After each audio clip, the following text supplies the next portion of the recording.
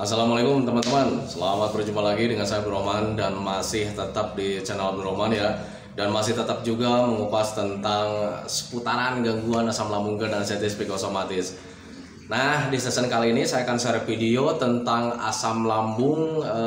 Ada jam-jam tertentu yang pasti membuat tidak nyaman gitu teman-teman ya. Karena untuk orang-orang yang terkena gangguan asam lambung dan anestesi psikosomatis pasti mengalami hal tersebut gitu teman-teman ya. Jadi ketika mengalami asam lambung itu ada jam-jam tertentu yang pasti membuat tidak nyaman gitu teman-teman ya. Nah, makanya bagi teman-teman yang ingin mengetahuinya, tolong tonton videonya sampai habis, jangan di skip biar kalian nanti mengerti, biar kalian nanti paham, dan ketika mengerti dan paham kalian bisa menangani rasa tidak nyaman itu gitu teman-teman ya. Nah, makanya tonton videonya sampai habis, jangan di skip. Nah, kemudian seperti biasa ya, bagi teman-teman yang baru bergabung, kalau seandainya kalian mau bertanya tentang seputaran gangguan asam lambung dan anestesi psikosomatis, alangkah baiknya kalian tonton dulu video-video saya sebelumnya, karena untuk seputaran gangguan asam lambung dan anestesi psikosomatis semuanya sudah saya share ya.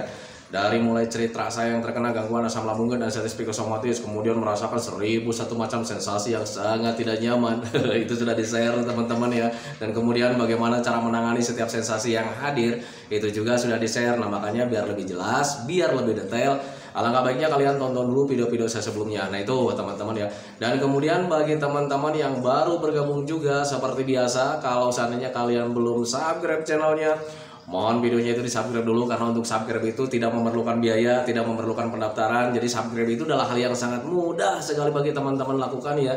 Jadi teman-teman itu cukup memijit saja tulisan subscribe, biar kenapa? Jujur ya, biar videonya itu cepat berkembang dengan baik. Dan kalau seandainya videonya itu berkembang dengan baik, sudah barang tentu itu akan menambah semangat tersendiri buat saya untuk terus nge-share tentang seputaran gangguan asam lambung dan anestesi psikosomatis ini terhadap kalian.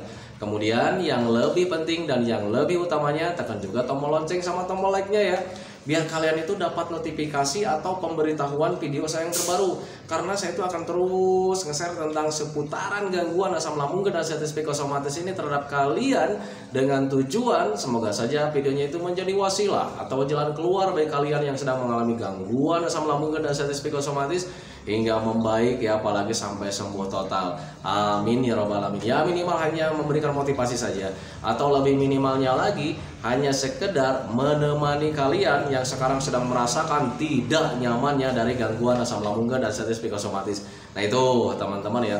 Nah, kembali lagi ke topik utama teman-teman ya. Untuk orang-orang yang terkena gangguan asam lambung dan anestesi psikosomatis, kadang selalu mengalami ada jam-jam tertentu yang membuat kita tidak nyaman gitu teman-teman. Misalkan ada saja orang yang terkena gangguan asam lambung dan anestesi psikosomatis itu, Pak, saya itu merasakan tidak nyamannya itu di pagi hari gitu teman-teman, kalau sore harinya saya itu nyaman gitu teman-teman. Atau ada juga yang kebalikannya, Pak, kalau saya itu pagi hari kenapa ya terasa nyaman, tetapi kalau misalnya sore itu membuat tidak nyaman gitu teman-teman.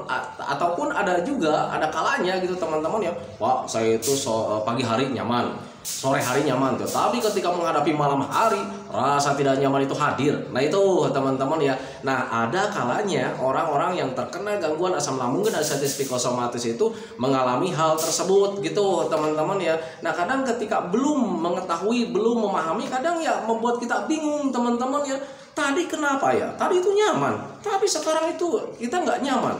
Nah, kemarin saya itu jam segini nyaman, tapi sekarang itu nggak nyaman. Selalu saja seperti itu, menjadi kebingungan tersendiri. Dan ketika kita bingung, ketika kita tidak memahami hal tersebut gitu teman-teman ya, ada kalanya kita itu pikirannya itu kemana-mana. Wah, ini jangan-jangan gangguan yang berbahaya. Wah, ini jangan-jangan gangguan ini tidak akan sembuh selamanya. Selalu saja seperti itu, dan akhirnya melahirkan penderitaan ya. Rasa penderitaan kita itu seolah-olah menderita, paling menderita di dunia ini. Nah, itu teman-teman ya, itu pengalaman saya dulu gitu teman-teman ya, saat di pemulihan dari gangguan asam lambung dan anestesi psikosomatis. Jadi di saat pemulihan itu ada kalanya kita itu pagi-pagi misalkan nyaman, kadang sorenya kita tidak nyaman, atau kebalikannya gitu teman-teman ya. Kalau misalkan kita paginya tidak nyaman, sorenya kita nyaman, atau kebalikannya juga gitu teman-teman ya, kita pagi nyaman, sore nyaman, nah malamnya tidak nyaman. Ada kalanya memang mengalami hal tersebut gitu teman-teman ya. Nah, kenapa orang-orang yang terkena gangguan asam lambung dan sensitif psikosomatis bisa mengalami hal tersebut gitu teman-teman ya? Karena untuk orang-orang yang terkena gangguan asam lambung dan sensitif psikosomatis semuanya masih serba sensitif teman-teman ya. Itu biasanya terpengaruh beberapa hal gitu teman-teman. Itu pengalaman saya dulu gitu teman-teman saat terkena gangguan asam lambung dan sensitif psikosomatis. Bagi teman-teman yang mengalami, nggak usah khawatir, itu tidak berbahaya, itu hanya pengaruh saja gitu teman-teman ya. Pengaruh terhadap apa? Biasanya yang pertama pengalaman saya nih ya, biasanya pengaruh dari suhu gitu teman-teman ya. Karena untuk orang yang terkena gangguan asam lambung dan sensitif psikosomatis paling sensitif sekali mengalami sensitif dengan suhu suhu ruangan itu kayak macam suhu dingin gitu teman-teman ya. Kalau misalkan kita itu terkena suhu dingin, pasti rasa tidak nyaman itu hadir gitu teman-teman. Karena apa ya? Karena ketika mendapatkan suhu dingin itu asam lambung bisa terpicu menjadi tidak normal kembali gitu teman-teman. Dan akhirnya ketika tidak normal ya ada rasa tidak nyaman gitu teman-teman ya. Nah, makanya bagi teman-teman ketika pagi-pagi hari misalkan ada rasa tidak nyaman, anggap wajar saja, karena memang wajar sih sebetulnya di pagi hari itu, di pagi hari dan di sore hari itu ada suhu dingin gitu teman-teman ya. Pagi hari ya udah tahu ya, kita itu kalau misalnya pagi hari itu ya suhunya pasti dingin lah.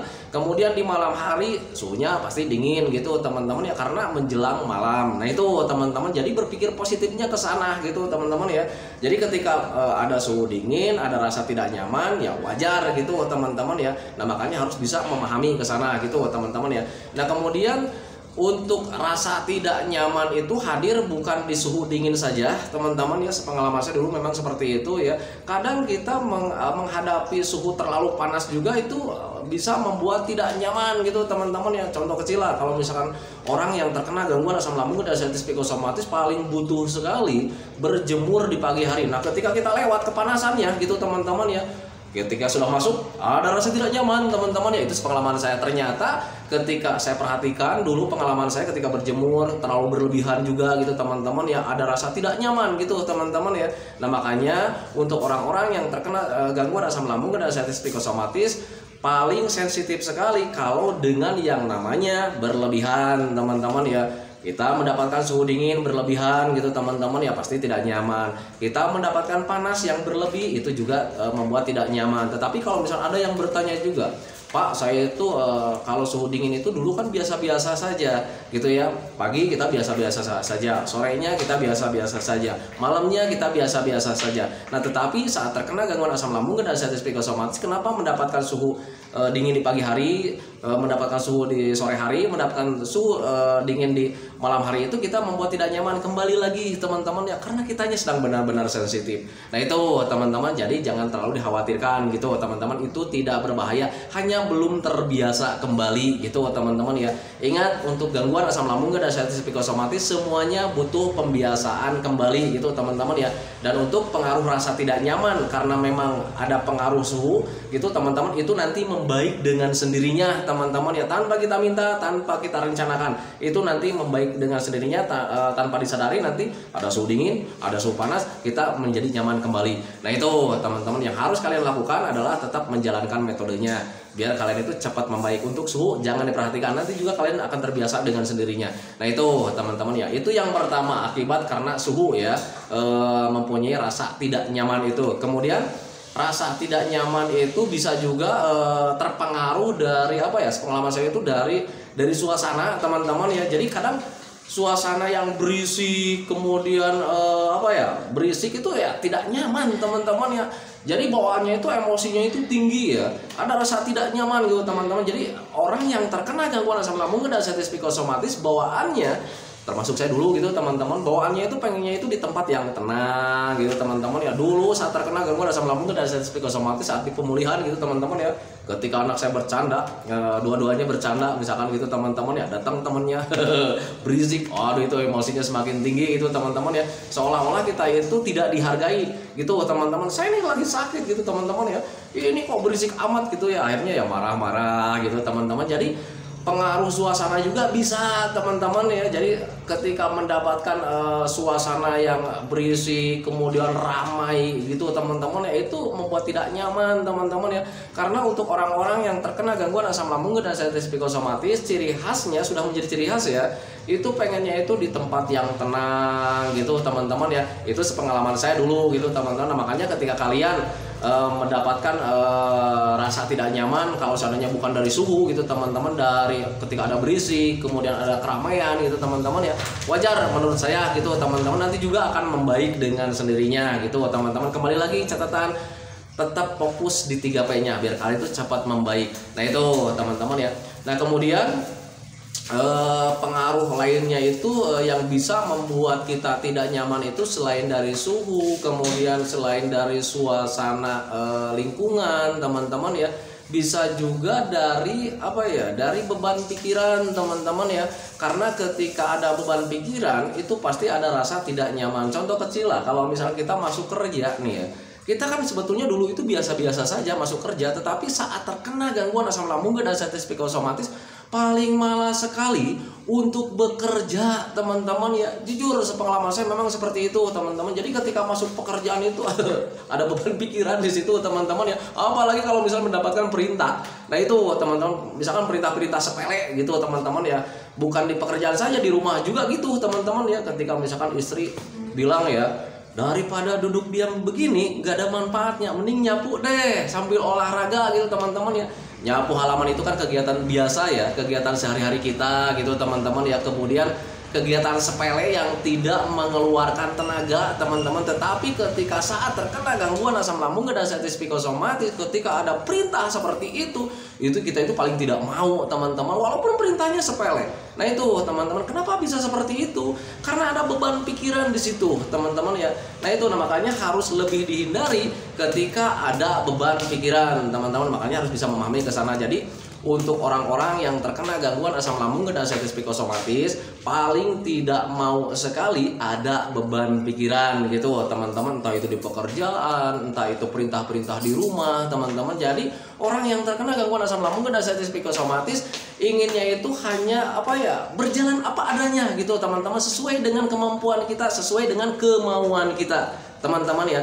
Nah itu yang lebih mempengaruhinya gitu teman-teman. Nah makanya ketika kalian ada rasa tidak nyaman, tolong di cross check gitu teman-teman, apakah itu dari suhu gitu teman-teman, suhu ruangan, suhu lingkungan gitu teman-teman ya, atau misalkan dari suasana lingkungan juga gitu teman-teman ya. Ada yang berisik ada yang ramai kemudian apalagi di tempat-tempat yang kurang disukai gitu teman-teman ya. Karena ketika yang terkena gangguan asam lambung dan sensitif psikosomatis, paling nyamannya itu di tempat yang paling disukai teman-teman ya. Contoh kecil lah, ini nih sekarang nih lagi sakit nih, coba dong katanya diam dulu di rumah saudara biar bisa istirahat begini.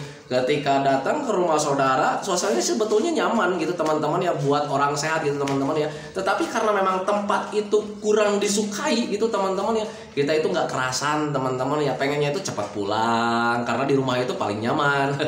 Nah itu teman-teman, sepengalaman saya memang seperti itu. Nah itu teman-teman, jadi selain harus diperhatikan itu, selain dari suhu pengaruh suhu ruangan atau lingkungan, kemudian pengaruh suasana juga, tengok juga ke sana gitu teman-teman ya. Kemudian pengaruh beban pikiran juga gitu teman-teman, karena beban pikiran itu paling lebih dominan itu bisa mempengaruhi ke perasaan kita. Perasaan kita itu menjadi tidak nyaman teman-teman ya. Itu jujur, itu pengalaman saya dulu gitu teman-teman ya. Nah sekarang pertanyaannya dirubah juga gitu teman-teman ya.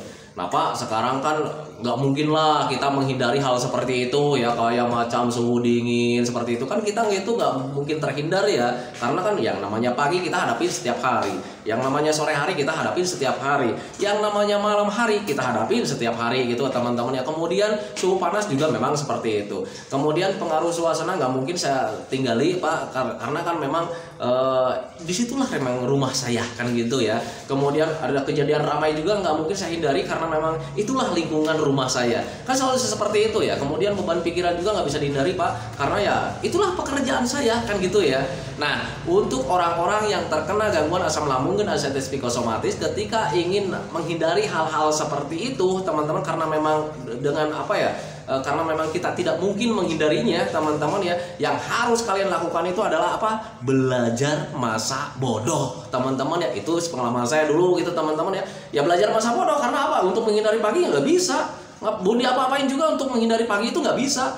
Karena setiap hari kita alami teman-teman, pagi datang, sore datang gitu teman-teman. Ya nggak mungkin kita itu menghadapinya itu siang melulu, nggak mungkin kita nggak ngalamin yang namanya pagi hari, nggak mungkin kan ya. Nah itu makanya jangan terlalu banyak pikiran teman-teman. Yang harus kalian lakukan itu adalah belajar masa bodoh tentang hal apapun. Belajar masa bodoh, ada suhu pagi, ada suhu sore, belajar masa bodoh saja. Ada suasana berisik, ada suasana ramai, belajar masa bodoh aja teman-teman ya. Kemudian ada banyak beban pikiran juga, harus berpikir begini, harus berpikir begitu, nggak usah, belajar masa bodoh saja teman-teman. Yang penting fokus dengan 3 poinnya. Pola makannya dijaga, pola hidupnya dijaga, pola pikirnya dijaga. Pola pikirnya dengan cara seperti apa biar kita itu nggak terlalu mumet? Ya belajar masa bodoh. Nah itu teman-teman, karena apa? Ya karena kita sudah tahu bahwa gangguan asam lambung dan anxiety psikosomatis itu bakalan membaik dengan sendirinya teman-teman. Dan asam lambung dan anxiety psikosomatis itu bukan merupakan hal yang berbahaya.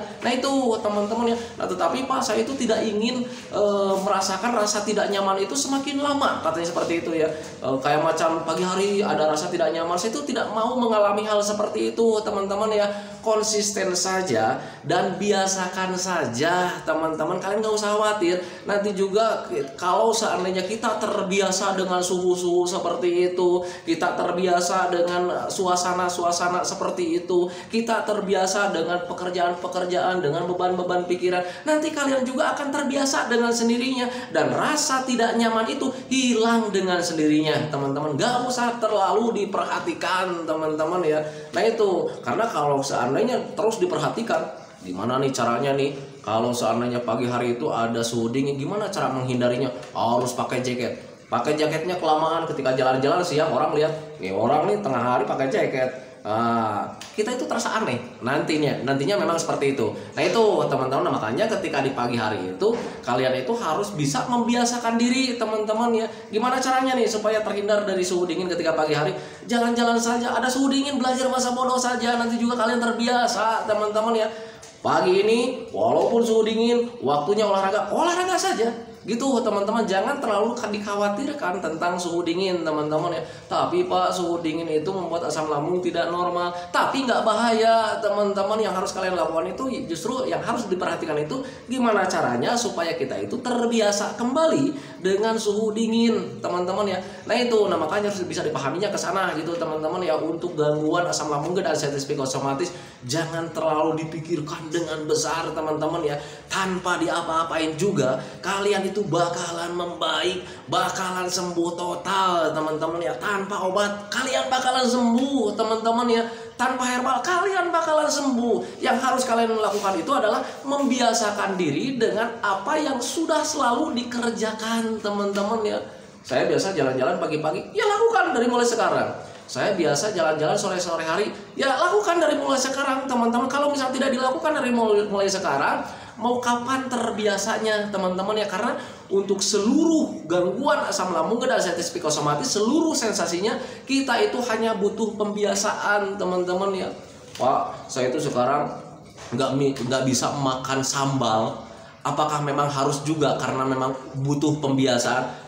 Untuk sambal juga kalian butuh pembiasaan, tetapi yang harus diperhatikan itu ketika makan sambal itu kalian harus diperhatikan itu pencernaannya teman-teman. Kalau seandainya ada ulu hati yang masih sakit teman-teman ya, hindari saja dulu teman-teman. Jangan lakukan pembiasaan karena itu masuknya pembiasaan buruk gitu teman-teman. Kalau pembiasaan yang baik-baik lakukan dari mulai sekarang. Tetapi kalau misalnya pembiasaan yang jelek-jelek hindari saja dulu teman-teman. Tetapi kalau misalnya kalian, Pak saya itu ingin tetap kembali kayak dulu lagi, yang jeleknya dihajar juga, yang baiknya dihajar juga, boleh saja teman-teman. Kayak macam contoh kalian mengkonsumsi sambal, apakah harus dibiasakan? Kalau seandainya kalian mau membiasakan makan sambal, perhatikan dulu esopagusnya. Kalau seandainya ditekan kayak macam begini nih sudah tidak sakit, ya berarti kalian itu asam lambungnya sudah mulai normal, kemudian ulu hatinya sudah mulai normal teman-teman ya. Apakah bisa mengkonsumsi sambal? Bisa teman-teman, tetapi catatan yang namanya pembiasaan untuk hal-hal jelek gitu teman-teman ya, biasakannya itu dari sedikit-sedikit teman-teman, jangan terlalu berlebihan.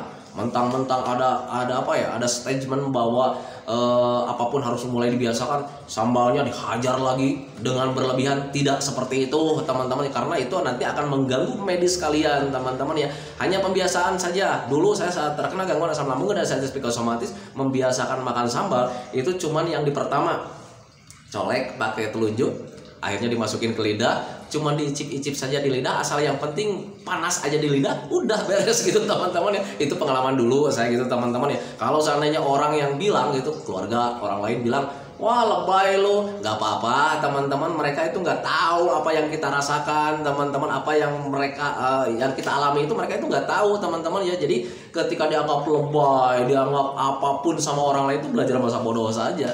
Nah itu teman-teman, dari awal-awal saya ketika mengkonsumsi sambal itu memang seperti itu, dan banyak sekali yang menganggap lebay teman-teman. Jangan orang lain ya, keluarga juga begitu teman-teman ya.